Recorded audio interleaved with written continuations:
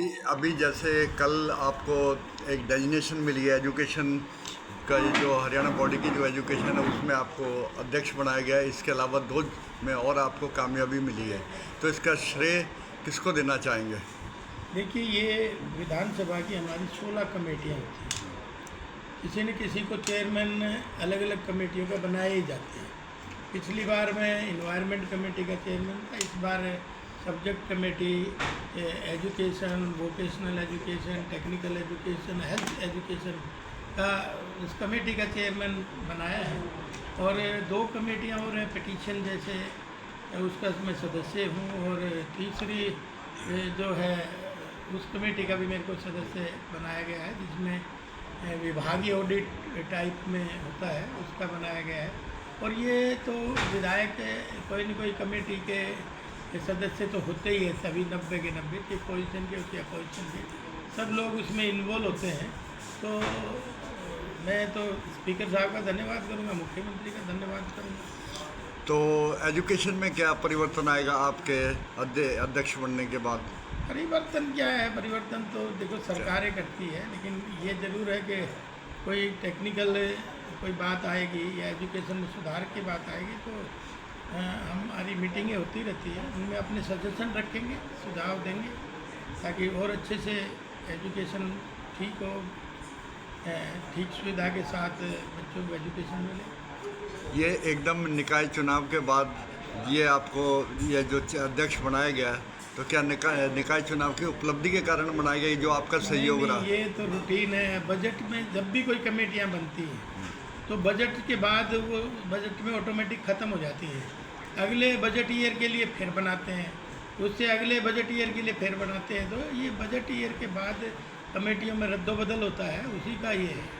इसमें कोई विशेष नहीं है जो आप पूछना चाहते। और निकाय चुनाव में जो जनता का सहयोग रहा, उस बारे में आप क्या कहना चाहेंगे? जनता का मैंने धन्यवाद करा है, रेवाड़ी की जनता का, धारवेड़ा की जनता का धन्यवाद। उन्होंने फिर से कमल खिलाने का काम किया है।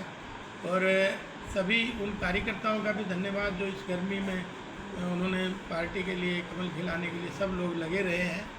चाहे बड़े से बड़े नेता थे, चाहे छोटे से छोटा कार्यकर्ता था, सब लोगों ने अपनी मेहनत के बल पे उनका मैं धन्यवाद करूंगा। और साथ में मैंने भी 50 सभाएं करी हैं पूरे शहर में, हर वार्ड में। तो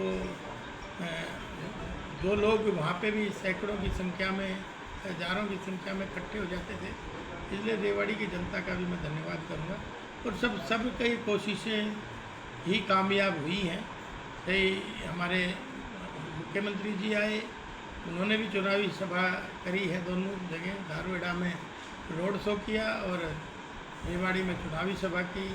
हमारे कई अनेक मंत्री भी आए, और हमारे यहाँ के रावेंद्र जी जो एरिया के बड़े नेता हैं, उन्होंने भी अपनी पूरी ताकत, बहन आरती जी ने भी ताकत लगा के, और चुनाव को आपको पता है कि हमें 60 से 65% वोट अकेला पार्टी को मिली है। और लेकिन संघी का आवाज़ जो वार्ड नंबर 4 है, वहाँ से विनीता को काफ़ी कम वोट मिली है, तो उसका कारण क्या मानते हैं? नहीं, हम 4 वार्डों में हारे हैं, बाकी हम मतलब 28 वार्डों में बम्पर जीत हमारी हुई है। इसलिए वो 3 वार्ड नंबर भी 4 में ही एक है, उसमें हमें 33% वोट मिली है, और बाकी में हमें 40 से 47% मिली है।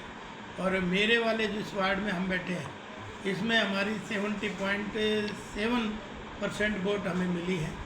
और 2 वार्ड है इसमें टॉप है, एक 22 नंबर वार्ड है, उसमें भी 71.6 वोट मिली है, और मेरे वाले वार्ड में 70.7% वोट मिली है। तो ये टॉप के दोनों वार्ड रहे हैं। बाकी मॉडल टाउन से भी 60% वोट मिली है, और बाकी सब में लगभग 60 के आसपास वोट मिली। वार्ड नंबर 20 से विजय राव के हार का कारण आप किसे मानते हैं? देखिए, वो तो परिस्थितियाँ होती है, किसका क्या है, कैसे हारा है, लेकिन मैं हारा हुआ नहीं मानता, क्योंकि आपने देखा कि उनको मेरे ख्याल में 42-43 वोट कम मिली हैं, और उन्होंने अच्छी मेहनत करी है अपने वार्ड में, डेवलपमेंट के विकास कार्य भी कराए हैं और अच्छा काम किया है। लेकिन वोट तो एंड टाइम तक बदल जाती हैं, तो हो सकता है उनको इस बात का पहले से ना ध्यान रहा हो और वोट एंड टाइम बदली है, तो उसका नतीजा हो सकता है। फिर कई बार ये भी होता है कि बहुत सालों से लोग लड़ते आ रहे हैं, उसकी खिलाफत भी ज़्यादा हो जाती है। आपको तो पता है, अगर जो जितने भी हारे हैं वो सारे एक होकर भी चुनाव लड़ते हैं, कोई इसने हरा लो, हो सकता है उसका भी परिणाम हो। लेकिन ऐसे ही एक पार्षद लगातार बनती आ रही है, सुचित्रा चांदा, तो वो इस बार भी चुनाव जीती हैं, तो उनका जीतने का कारण क्या हो सकता है कि वो लगातार जीतती आ रही है, अभी तक एक बार भी ब्रेक देखिए नहीं भाई, है। अब जमाने चले गए, अब तो वही जीतेगा जो अपने वार्ड में संघर्ष करेगा, अपने वार्ड में सुख दुख में जाएगा, अपने वार्ड में विकास कार्य कराएगा। वो हो सकता है अच्छे काम कर रही हो, पब्लिक इसलिए पसंद करती है, पब्लिक तो काम को भी पसंद करती है, इसलिए उनको कंटिन्यू बनाने का काम उन्होंने किया होगा। तो मैं ये नहीं समझता, लेकिन इस बार सुरेश 17 नंबर वार्ड सुरेश सैनी जी गए हैं, उनके लिए नया वार्ड था, तो इसलिए भी हो सकता है वो जीत हो गई।